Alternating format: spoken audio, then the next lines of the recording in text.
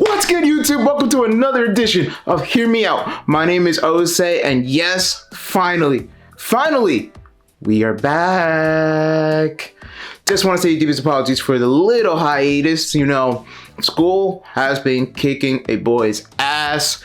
Also, work has been kicking a boy's ass.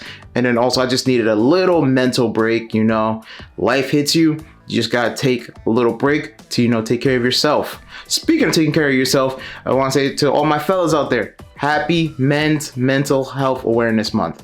You know, ladies, there's a lot of things you don't know about us. You know, we have feelings too, there's stuff that, we keep inside because we're programmed to keep stuff inside like that. But for the men out there, it is okay to feel some emotions. Remember, we are human as well. So, we gotta, take care of our health as well. Emotionally and also psychologically, obviously physically, because, it's always good to take care of yourself physically. But all seriousness, happy Men's Mental Health Awareness Month. Remember, guys, it's okay to cry. It's okay to have emotions. Just be human. Our first thing I'm gonna start with is the NFL. I did promise you guys a football video, so I guess I'm gonna do like a little football video with this one. So I'm gonna be biased with this one. I'm gonna start with the Indianapolis Colts. So last couple weeks, obviously, we had OTAs and everything like that in the NFL.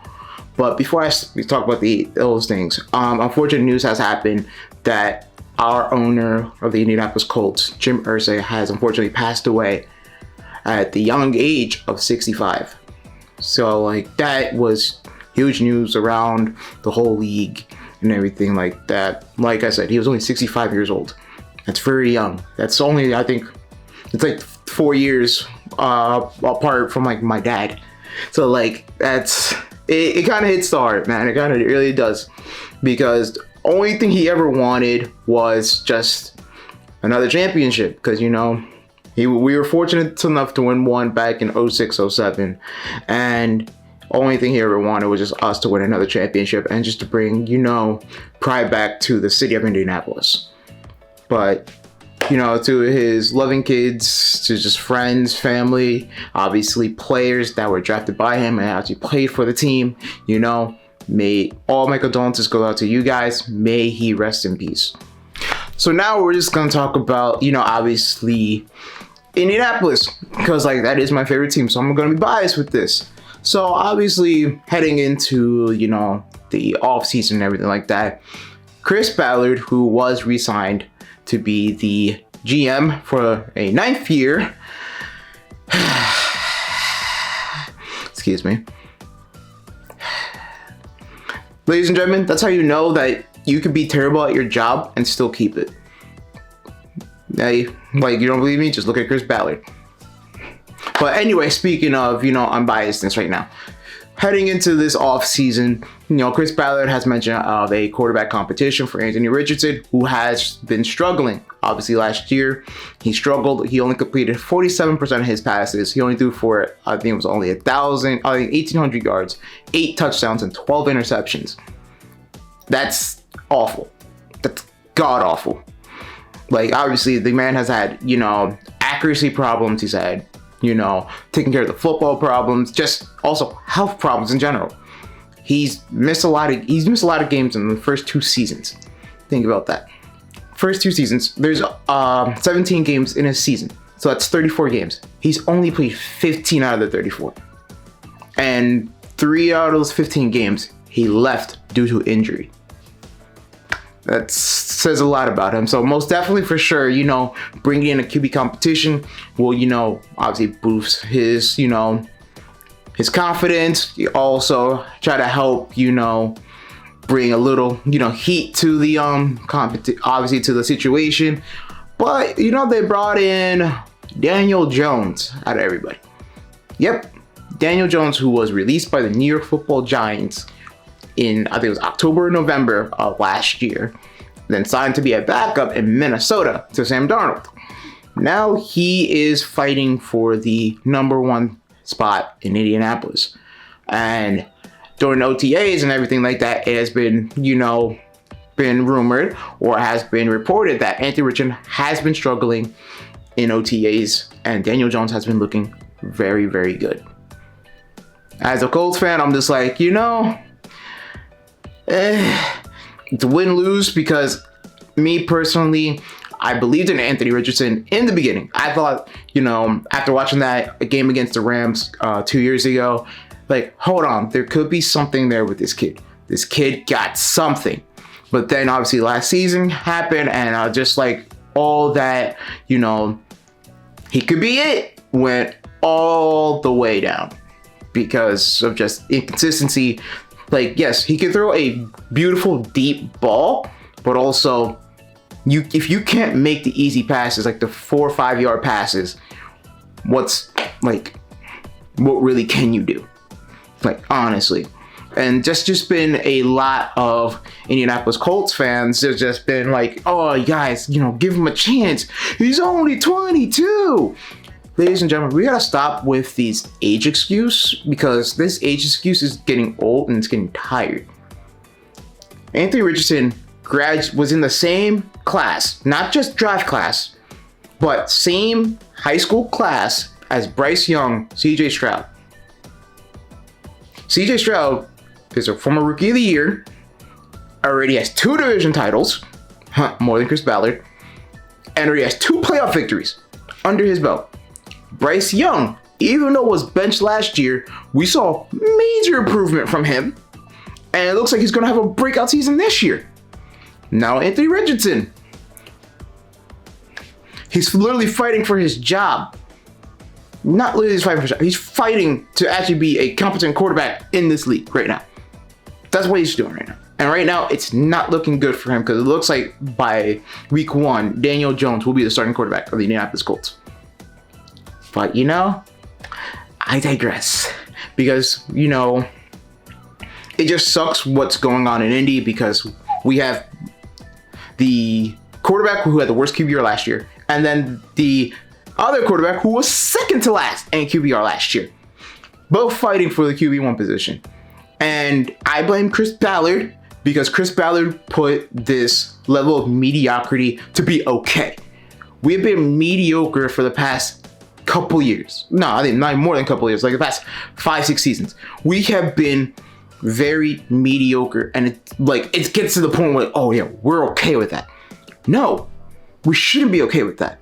We literally came from the era of Peyton Manning, which was 10 to 12 win seasons, making the playoffs, also seeing Super Bowl appearances, also see AFC Championship appearances, obviously to the Andrew Luck era, who we saw a guy that went, when the team was 2-14 the year before, drafted Andrew Luck, make a 9-game win difference, and went to 11-5, 11-5, 11-5 past the next 3 seasons, also making wild card round to divisional round to the AFC Championship, and also seeing Andrew Luck, his final year, literally went from a 1-5 team to finish the season 10-6, win a division game, win a wild card game, head into the divisionals. Obviously, we lost to Pat Mahomes and the Kansas City Chiefs, but we were destined to at least have 1 Super Bowl if Andrew Luck was still here. But unfortunately, injuries happen, and obviously you got to think about your livelihood. You also got to think about your health. So he did make a decision that was best for him and his family, so can't blame him. But since then, it's just been a quarterback carousel. I did like Phillip Rivers. That season to me was fun. It was fun because it's weird to see Phillip Rivers out of a Chargers jersey, but it was a fun season. It was 11-5 season. Should have won a division. Should have won that division, but I digress. And we should have won that playoff game against the Buffalo Bills. Ladies and gentlemen, rewatch that game. The Bills did not beat us. We beat ourselves. Because there were so many chances that we gave to the Bills to, obviously they took advantage of, because they won the game. But but literally watch that game. We did not lose that game. We did not lose to the Bills. We lost to ourselves. We cost us that game. But I digress. And since then, it's just been quarterback carousel to Carson Wentz, to Matt Ryan, Sam Ehlinger, to Nick Foles, to Anthony Richardson, to Gardner Minshew, to Joe Flacco. It's tiring AF. with this quarterback carousel. And it looks like we're going to be in another one because now you add Daniel Jones to the mix. Like, can Daniel Jones end this quarterback carousel? We shall see, you know, because we saw this decade, the 2020s, I call this decade the decade of redemption, because we saw Geno Smith redeem his career. We've seen Baker Mayfield redeem his career. Last year, we saw Sam Darnold, you know, like have the best season of his career. Can Daniel Jones do it with the Indianapolis Colts? We know we have the weapons for a quarterback to do great things. We have 4 really good wide receivers. We just drafted a very, very talented tight end in Tyler Warren. The defense looks stout because finally Chris Ballard finally opened up the wallet and opened up the opened up the checkbook to actually get some people doing the free agency instead of doing his BS work through the draft, which has not worked whatsoever. So now it's looking a little bright. We are a very competent team. Mediocrity should not be okay. That's all I have to say about the Indianapolis Colts. I'm done talking about the Indianapolis Colts. Yeah, I want to head down to the NBA. So with the NBA, obviously, we are now in Game 5 of the NBA Finals between the Indiana Pacers and the Oklahoma City Thunder. The last NBA video I did, I'm pretty sure it was the semifinals of the both Eastern and Western Conference Finals. Obviously, I was wrong with a lot of the predictions. You know, excuse my French, but shit happens. You know, I'm human. But obviously, like I said, it's been a long time since we actually did actual NBA videos and stuff as well. So right now we are in Game 5 of the NBA Finals between the Indiana Pacers and the Oklahoma City Thunder. With this series, from a fan's point of view, it's actually not bad basketball. Basketball, like the games are actually very close. The games are actually very entertaining. Other than Game 2, the games have actually been very close. The game's actually been very entertaining. But like when you are trying to like, you know, get others who've like kind of getting into the game with this, is this kind of like a sexy kind of like thing, like attractive like thing to have when you want to bring in new fans? All due respect to both teams, because obviously both teams made it for a reason. But they're not the Lakers, they're not the Knicks, they're not the Heat, they're not the Warriors. They don't have that it factor. They don't have, you know, that je ne sais quoi to like kind of bring in that viewership. You know, when like obviously right now you have the league MVP, SGA, well deserved league MVP. And like obviously you have Halliburton, who's been making some noise in these playoffs, but like he's really not a household name. There's no Curry, there's no LeBron, there's no Luka, there's no Joker, there's no Giannis. So like there's no Anthony Edwards. So like literally it's just like, you know, we're watching these guys actually trying to help the game out. And like SGA, you know, he is becoming a household name these past 2 seasons. So yeah, we're gonna give him his flowers. And we'll see how it goes. If you want my prediction of the series, right now it is 2-2. Me personally, I would love to see the Indiana Pacers win. I believe I kind of just want the underdog to just win. I think that'd be a cool story. But me personally, how Game 4 kind of ended and all that stuff, I believe that the momentum is going to head back to OKC, and I believe OKC wins the NBA championship for the first time since they were the Supersonics, which I believe they won back in the 70s, and win the NBA championship, and SGA wins Finals MVP. In the World Wrestling Entertainment, aka the WWE, my last video that I did with WWE was about Backlash, which I gave you my predictions about that. Guys, I was 4 out of 5. I was 4 out of 5, and the only one I got wrong was the Becky Lynch and the Lyra Valkyria match, which I told you guys I was happy about that. Even I get it wrong, I'd be happy because I was tired about that. But boy, things have changed since, you know, Backlash. Things have. So obviously, in a previous video as well, if you guys have paid attention, I was, you know, kind of giving little hinters about what was going to happen during another like major PLE, which was Money in the Bank. I said I had a lot of things coming. Like, I think there was going to be surprises. So the surprise I thought that was going to happen was that Carmelo Hayes wins the Money in the Bank contract, which he should have been in the match, and I believe he should have won the Money in the Bank briefcase. But unfortunately, he was not in the match.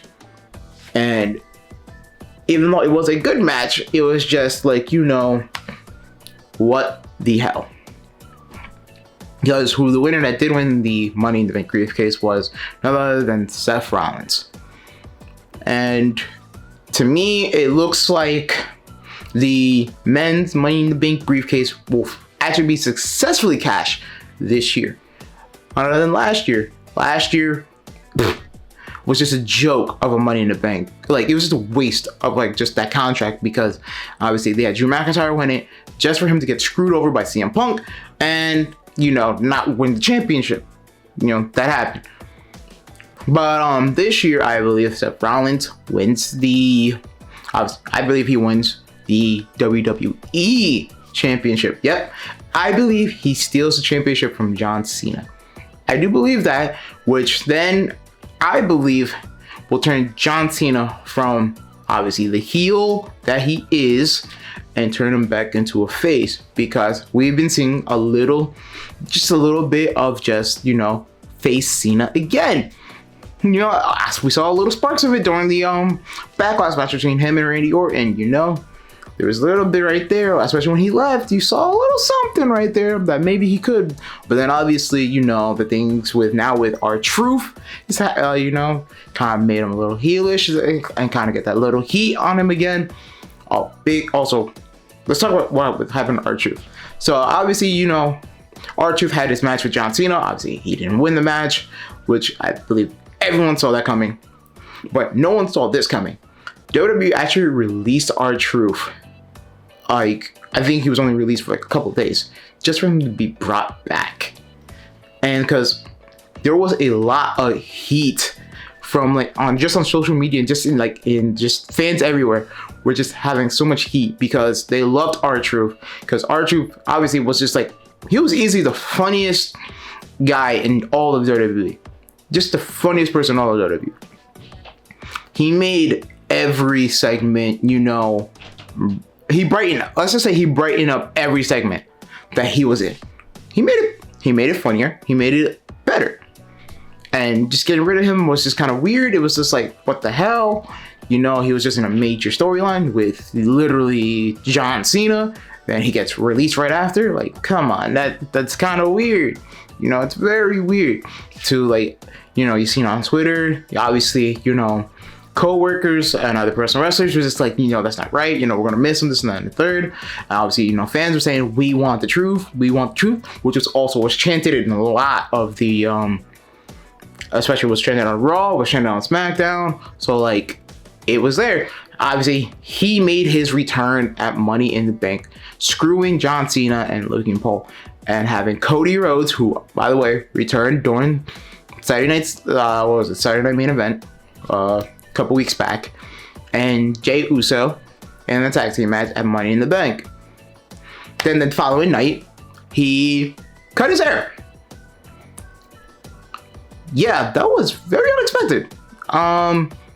He has a lot of balls, because me, I cannot do that. Like, me, I believe my hair is very secret and stuff. But like, he's had that hair for years. So like, he just probably was like, you know, forget about it. But I get where he's coming from, because like with the storyline, him cutting his hair, he's like, now the truth has set me free. And like, now he's going by his real name, Ron Killings. You know, Ron Killings was a great professional wrestler, but as we know him as Ron Killings, former NWA world champion. I think he won it twice. Obviously was multiple time champion on TNA, was an NWA, all that stuff. And then he obviously came to WWE as R-Truth. So like, we haven't seen this side of Ron Killings in years. Now we get to see a serious side of him, and it's kind of intriguing. It's kind of entertaining. So definitely we'll see what happens with that. Obviously, you know, we have to talk about the bloodline. Yes, there's still a bloodline storyline in this, but unfortunately it doesn't have to do with the greatest of all time, Roman Reigns. It has to still deal with Solo Sikoa. And now, something that I've been said for months, Jacob Fatu.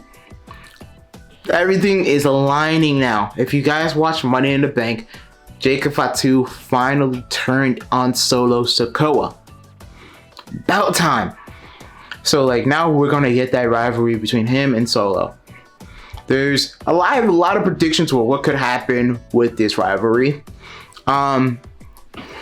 So this is my first one. So my first one is that to kind of just, you know, intensify this rivalry, I believe that this rivalry, there'll be 2 matches. I believe they'll have one at Night of Champions, and then I believe they'll have one at SummerSlam. So to me, personally, 2 things could happen. Either 1, they will be fighting for the United States Championship, or 2, Solo screws Jacob Fatu in a matchup with whoever. It could be against Damian Priest, it could be against LA Knight, it could be against Carmelo Hayes, and then screw and cost Jacob Fatu the championship, obviously the match, and then obviously the championship, which just a little bit intensifies the rivalry even more. But to me, this is going to be a very entertaining rivalry because obviously, you know, 2 cousins are going at it, and Jacob Fatu, man, the big goose, you know, I like to call him my cousin. But Jacob Fatu, he's just been very entertaining, especially on the mic, especially in the ring and everything like that. So like he's getting this push that I believe is well deserved. And hopefully, you know, they really do have this match at SummerSlam, because I'm trying to go to SummerSlam, because SummerSlam's going to be in New Jersey. It is. It's going to be here, right here. MetLife Stadium, here in Jersey. Definitely want to go. So I definitely want to see that as well. But also, since it's going to be in Jersey, definitely love to see the greatest of all time there too, you know. Be great for you to come back, you know, right in time for the biggest show of the summer. Fingers crossed, because also that's the week of my birthday. Yeah.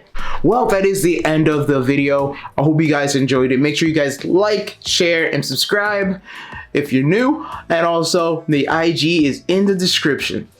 Well, like I said, guys, you know, my deepest apologies for the little hiatus. Kind of just needed to, you know, kind of just, what's the word I wanted to say? Kind of just rejuvenate myself, because, you know, work and school has been, you know, kicking a boy's tail. Obviously, you know, gotta work on the mental health, you know, can't, you know, do something when I'm not mentally right. So like, you know, I had to make sure that, you know, mentally right, mentally good. I am good, guys, ladies and gentlemen. Don't need to worry about anything. You know, sunny days are here again. But like I said, thank you guys so much. And remember, guys, happy Mental Health Awareness Month to all my fellas out there. And I'll see you guys in the next video. And always remember, love always prevails. Catch you guys later.